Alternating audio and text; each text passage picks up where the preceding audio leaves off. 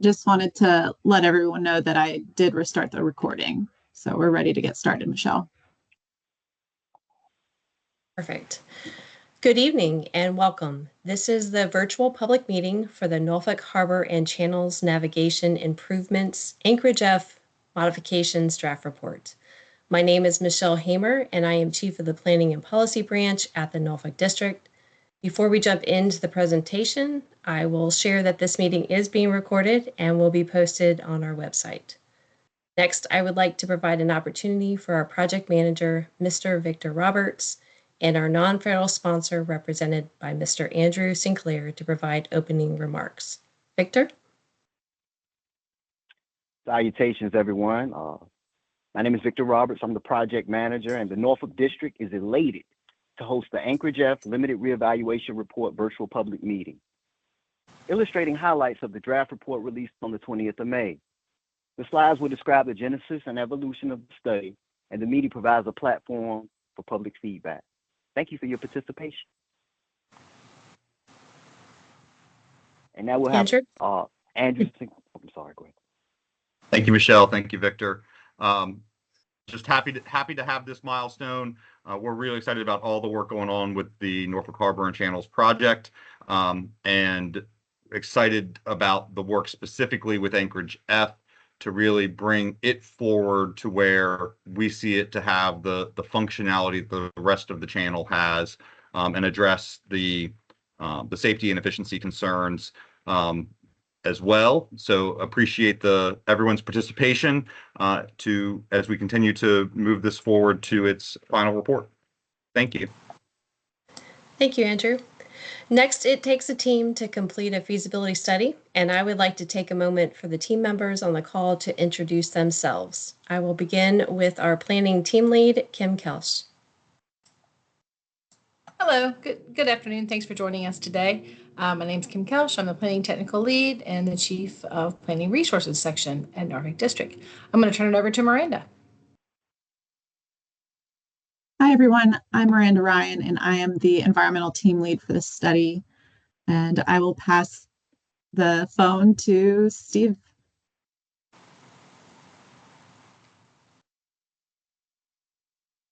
Oh, you're on mute.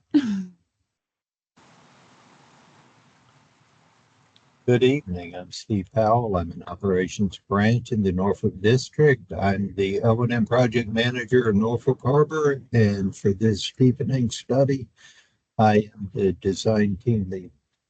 Thank you, and I'll pass it to Christina.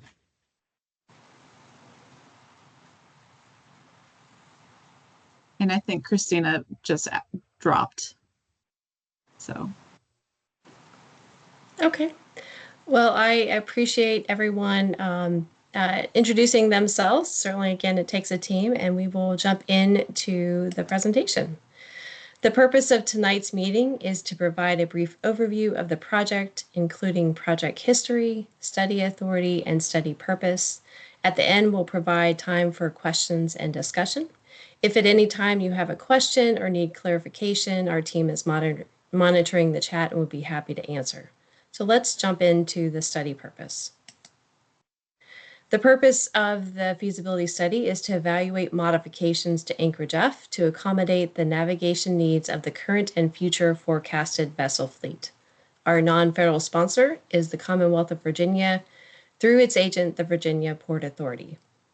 On the right, the graphic provides an overview of the channel framework for the Norfolk Harbor and Channels project, and the location of Anchorage F is highlighted by the red box. I did want to also add that this study is very timely. The Corps of Engineers and the Virginia Port Authority have been actively deepening the Norfolk Harbor and Channels project. The Norfolk Harbor and Channels Federal Navigation Project was initially authorized to 55 feet by Section 201 of the Water Resources Development Act, or WRDA, of 1986. At that time, the dimensions for Anchorage F included a diameter of 3,000 feet and a depth of 55 feet. It was initially constructed in 1999 to a depth of 50 feet. Though the channels and the anchorage were authorized to 55 feet, only 50 feet was required by vessels visiting the harbor at that time. Anchorage F was maintenance dredged once in 2014 for approximately 55,800 cubic yards. And in 2018, a general reevaluation report was completed for the Norfolk Harbor's Navigation Improvements Project, and construction was authorized by Section 1403 of WRDA 2018.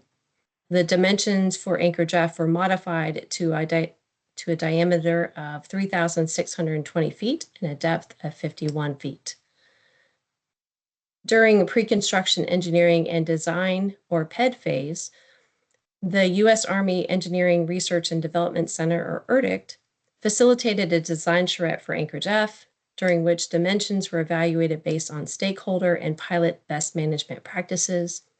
As a result, it was recommended the dimensions be updated to a diameter of 3,840 feet and a depth of 55 feet, which would be consistent with the adjacent channel. Following the charrette, the Virginia Port Authority submitted a 7001 request to modify Anchorage F, and in response, Congress authorized this study in Section 8223 of WRDA 2022 to evaluate the federal interest in modifying Anchorage F. A feasibility cost share agreement was signed in September of 2023 and initiated this study. And since then, Corps of Engineers and BPA have been working together to reevaluate the dimensions of Anchorage F, which brings us to today. Before I move on, I want to highlight two important items: the language from the 2018 Chiefs Report from the GRR and the language authorizing this study. It's important to note that the 2018 GRR did not repeal or deauthorize the authorization to 55 feet. And that means that the 55 feet is still authorized, but this evaluation will look at what maximizes benefits or federal interest in depth. And maximizing net benefits is the difference between benefits and cost. And this is different, of course, from a benefit cost ratio, or BCR, which divides benefits by cost. The plan that maximizes net benefits may not be the plan that has the highest benefit cost ratio. And lastly on this slide is the authority that authorized this study, certainly that allowed us to initiate the study and work with the Virginia Port Authority. While the dimensions for Anchorage F were updated in 2018, the current project for Norfolk Harbor and Channels is in construction.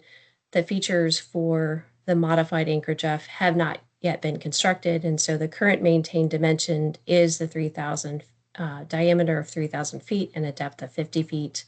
And again, what was approved in 2018 was the modified diameter to 3,620 and a depth of 51 feet.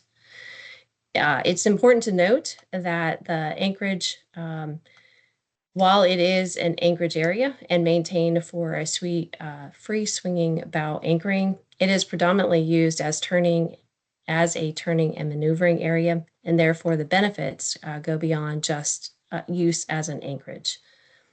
The Anchorage F falls within the Coast Guard designated Hampton Roads anchorages, Anchorage F or Hampton Bar anchorage area, which is west of the Hampton Roads Bridge Tunnel and north of the Norfolk Harbor Entrance Channel, and is designated as the red box in the graphic on the left. And it's adjacent to the U.S. Navy G anchorage, also shown in the anchorage and in the graphic on the left. The image on the right displays the currently maintained anchorage and the updated dimensions from the 2018 engineering appendix. This slide represents the feasibility study schedule. The draft report was published on May 20th and is available on the study website. This represents the start of the 30-day public comment period, which ends on June 23rd, 2025. Following the public and agency review of the draft report, USACE will respond to comments received and incorporate necessary edits into a final report, which will be finalized after the command validation meeting. The study will conclude with a signed director's report no later than September of 2026. I just want to highlight a couple of items on this graph. There have been a number of opportunities for public input.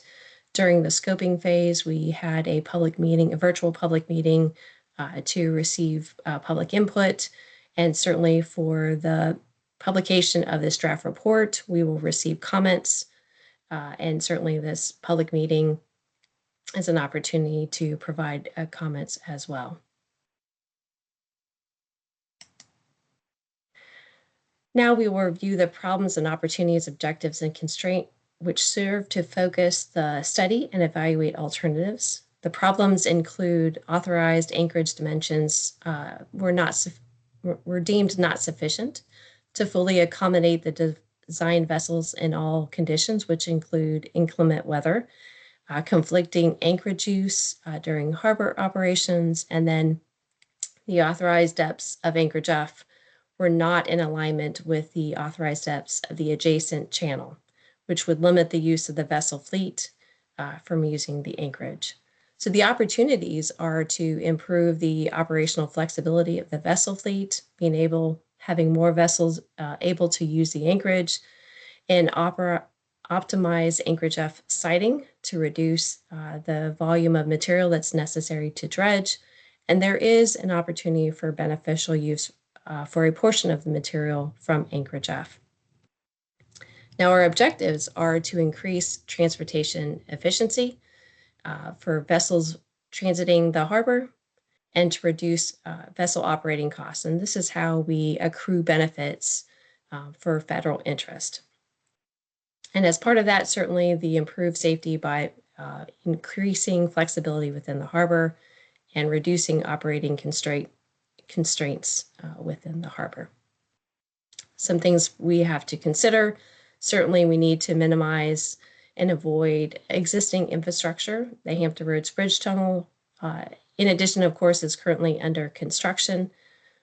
To the west is the U.S. Navy Anchorage G, and there is in the vicinity a degaussing range, and certainly consideration of airspace for Chambers Field, and then directly adjacent, certainly the Federal Navigation Channel Framework.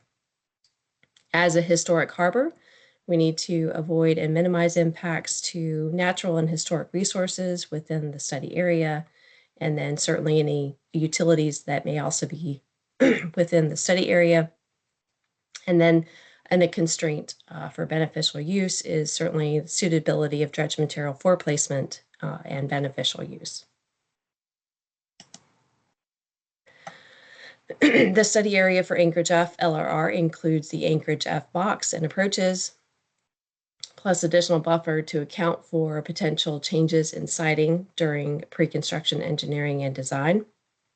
And dredge material management and disposal locations include Craney Island Dredge Material Management Area, Hampton Roads Beneficial Use Project Site, which Hampton Bar, and Norfolk Ocean Disposal Site, and Federal Navigation channels utilized to transport material from Anchorage F. I apologize, let me take a sip real quick.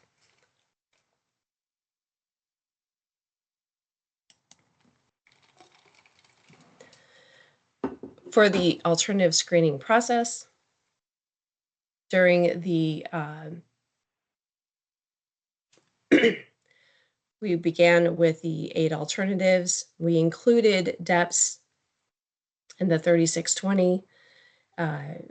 We included for alternative 2 and 3, 3620 as a diameter, and 2 additional depths to include 55 feet.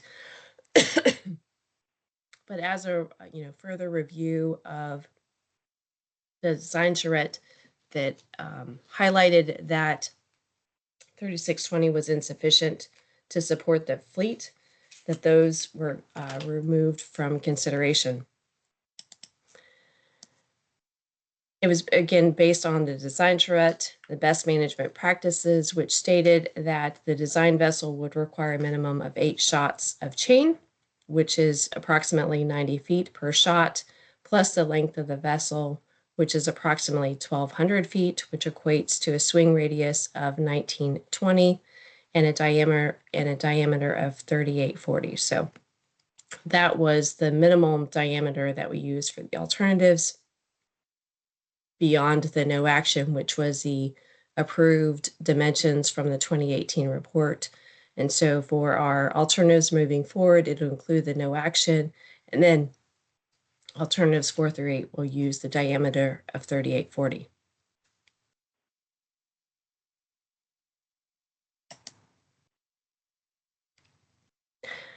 We did an evaluation of certainly the cost of the alternatives. This slide shows a focused array of alternatives, which includes the no action and the alternatives 4 through 8 that vary in depth from 51 feet to 55 feet, but have the consistent 3840 diameter. What's important to note is that alternative 8 reasonably maximizes net positive benefit to cost ratio.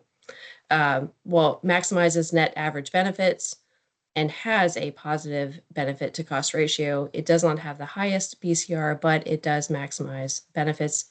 We'll see total average benefits. And for this reason, alternative 8 has been selected as TSP. Again, this depth is also consistent with the adjacent channel framework. The dredge volumes and depths. The maximum depths were used to estimate the potential environmental impact for awareness. This table breaks down the alternatives by volume of dredged material. There are 3 different columns with different volumes. First, we have the volume of material to the authorized depth. This volume is what would be required to remove to meet the needs of the authorized depth. The second column is a pay volume, which includes volumes to reach authorized depth, plus paid over depth, which includes 2 additional feet for cutter head dredging and 3 additional feet for mechanical dredging. So to be conservative, we calculated the volume for mechanical dredging. The third column is the maximum volume of dredged material. This would be considered the upper limits of disturbance. It includes calculation of dredged material to authorized depth, paid over depths, and non-pay over depths. It's important to note that the maximum volumes of material removed are unlikely to be reached because the non-paid material would need to be dredged and disposed of at the contractor's expense. In summary, it's anticipated that material dredged from Anchorage F would range somewhere between 2.29 and 3.41 million cubic yards. The dredge methods used for Anchorage F may include a 20 to 24-inch cutter head suction dredge with pipeline for placement at Craney Island Dredge Material Management Area, which is the federal standard and the least cost, or mechanical dredge with dump scow for placement at Norfolk Ocean Disposal Site. Either the cutter head with pipeline or mechanical dredge could be used as a method for beneficial use of dredge material for the Hampton Roads Beneficial Use Project Site. The period of performance is anticipated to be a maximum of 6 months for construction, and maintenance is expected to be or anticipated to be approximately every 15 years over the 50-year project life. The cubic yardage to be dredged per maintenance cycle is estimated to be approximately 2.5 million cubic yards.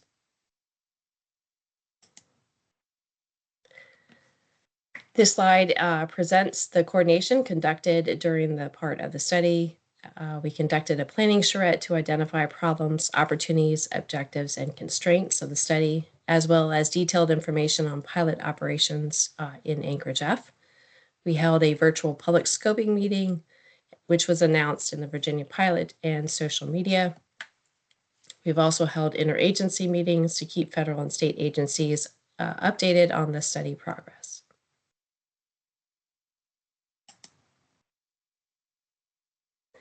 This table highlights the status of the compliance activities that are required to be completed during the feasibility study.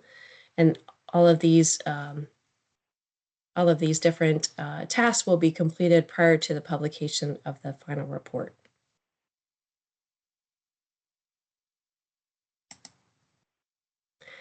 As part of the study, Phase 1 Cultural Resource Survey was conducted, and results confirmed the need for diver investigations.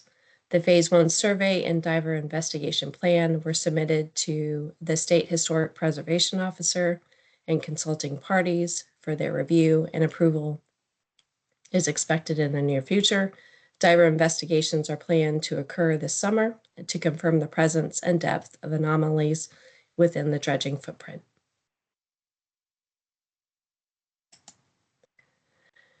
So lastly, I do want to say thank you so much for joining us today. As a quick review, we want to leave you with some important dates. May 20th was the publication of the draft report, and that's significant because it starts the public comment period. Today, of course, we had the virtual public meeting, and then our comment period will end on June 23rd. The draft report is available on the project website.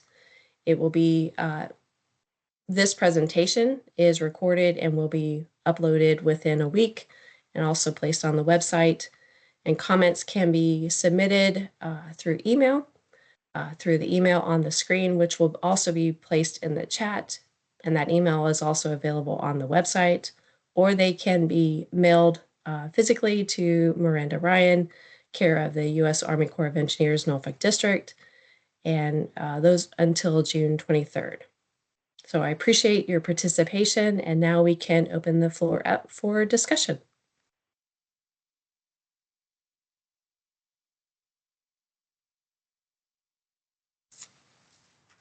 I don't think anyone else joined. So I'll just say thank you for the presentation, and it was a useful overview of the project. Obviously, EPA will review the EA and will provide written comments if we think that's appropriate before the close of public comment period. But we have not yet reviewed it, and we will in the near future. So thank you. Thank you for joining us. Appreciate your time. Thanks again.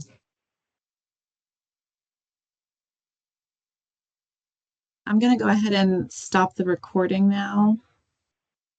Oops.